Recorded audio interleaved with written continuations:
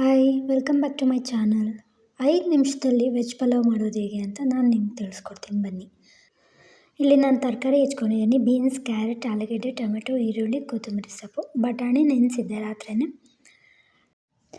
ಇವಾಗ ನಾನು ಜಾರಿಗೆ ಲವಂಗ, ಒಂಚೂರು ಚಕ್ಕೆ, ಶುಂಠಿ 1 ಪೀಸು, ಬೆಳ್ಳುಳ್ಳಿ, ಕೊತ್ತಂಬರಿ ಸೊಪ್ಪು ಮತ್ತು ಪುದೀನ. ಇದನ್ನು ಸ್ವಲ್ಪ ಹಾಕ್ತಾಯಿದ್ದೀನಿ. ಪುದೀನ ಕೊತ್ತಂಬರಿ ಸೊಪ್ಪು ನಮ್ಮ ಮನೇಲಿ ಇಷ್ಟಪಡಲ್ಲ.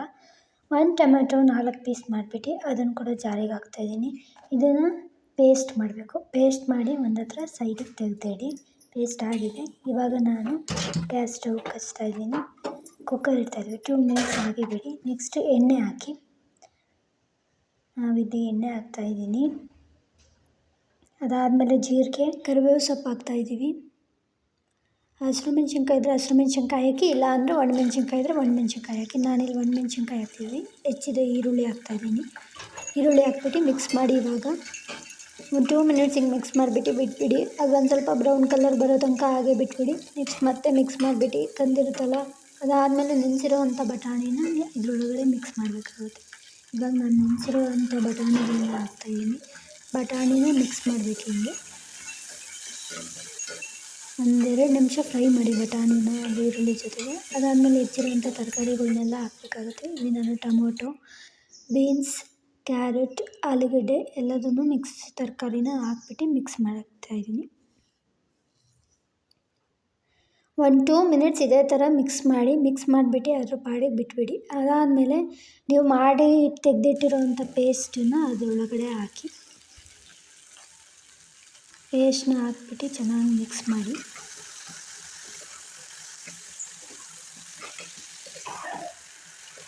ಚೆನ್ನಾಗೆಲ್ಲ ಮಿಕ್ಸ್ ಮಾಡಿಬಿಟ್ಟು 1-2 ಸೆಕೆಂಡ್ಸ್ ಹಾಕಿ ಬಿಡಿ. ನೆಕ್ಸ್ಟು ನಾನಿಲ್ಲಿ ಖಾರ ಪುಡಿ, ಕಲ್ಲುಪ್ಪು ಬಳಸ್ತೀವಿ, ಹಾಗಾಗಿ ಒಂದು ಸ್ವಲ್ಪ ಕಲ್ಲುಪ್ಪು, ಅರಿಶಿನ ಪುಡಿ, ಇವೆಲ್ಲ ನಾವು ಟೇಸ್ಟಿಗೆ ಕರೆಕ್ಟಾಗಿ ಹಾಕ್ತಾಯಿದ್ದೀವಿ. ಇಲ್ಲಿ ನಾವು ಸಿಂಪಲ್ಲಾಗಿ 2 ಜನಕ್ಕೆ ಮಾಡ್ಕೊತಿರೋದು, ಹಾಗಾಗಿ ನಾನು ನಿಮ್ಗೆ ತೋರಿಸ್ತಿರೋದು. ನಿಮಗೆ ಎಷ್ಟು ಕ್ವಾಂಟಿಟಿ ಬೇಕೋ ಅಷ್ಟು ನೀವು ಹಾಕ್ಕೊಳ್ಳಿ ಟೇಸ್ಟಿಗೆ.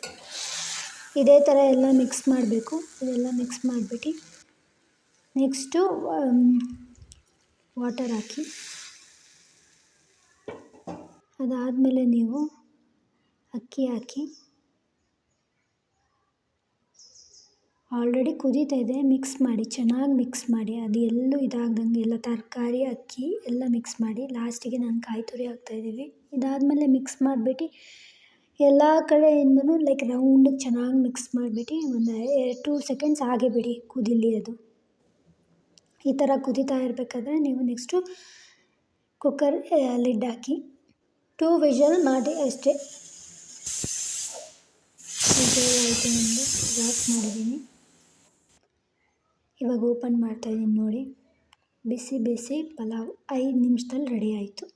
ಇವಾಗ ನಾನು ತೆಗೆದು ತೋರಿಸ್ತೀನಿ ನೋಡಿ ಎಷ್ಟು ಚೆನ್ನಾಗಿ ಬಂದಿದೆ ಅಂತ. ಇಲ್ಲಿ ನೋಡಿ ಗೈಸ್, ನೋಡೋಕ್ಕೆ ಎಷ್ಟು ಚೆನ್ನಾಗಿದೆ. ಇಷ್ಟೇ ಗೈಸ್, ಸಿಂಪಲ್ಲಾಗಿ ನೀವು 5 ನಿಮಿಷದಲ್ಲಿ ಪಲಾವ್ ಮಾಡ್ಕೊಬೋದು. ನಾವಿಲ್ಲಿ ಇಬ್ಬರಿಗೆ ಮಾಡಿರೋವಂಥದ್ದು ಸಣ್ಣ ಕುಕ್ಕರಲ್ಲಿ ಮಾಡಿದ್ದೀನಿ. ನಿಮಗೆ ಎಷ್ಟು ಬೇಕೋ ಅಷ್ಟು ತೊಗೊಂಡ್ಬಿಟ್ಟು ಮಾಡಿ, ಆದರೆ ಟೇಸ್ಟ್ ಮಾತ್ರ ಸೂಪರಾಗಿರುತ್ತೆ. ನೋಡಿದ್ರಲ್ಲ, ಇಷ್ಟೇ ಸಿಂಪಲ್ 5 ನಿಮಿಷದಲ್ಲಿ ಹೇಗೆ ಪಲಾವ್ ಮಾಡೋದು ಅಂತ. ಇವಾಗ ನಾನು ಅದನ್ನು ಪ್ಲೇಟಿಗೆ ಹಾಕ್ಬಿಟ್ಟು ಮೊಸರು ಗೊಜ್ಜು ಹಾಕ್ಕೊಂಡಿದ್ದೀನಿ. ಬಿಸಿ ಬಿಸಿ ಪಲಾವ್ನ ಇವಾಗ ತಿನ್ನಬೇಕು. ನೋಡ್ತಾ ಇದ್ದೀರಲ್ಲ ಎಷ್ಟು ಚೆನ್ನಾಗಾಗಿದೆ ಅಂತ. ನಿಮಗೆ ಈ ವಿಡಿಯೋ ಇಷ್ಟ ಆದಲ್ಲಿ ಲೈಕ್ ಮಾಡಿ, ಶೇರ್ ಮಾಡಿ, ಕಮೆಂಟ್ ಮಾಡಿ. Thank you for watching this video.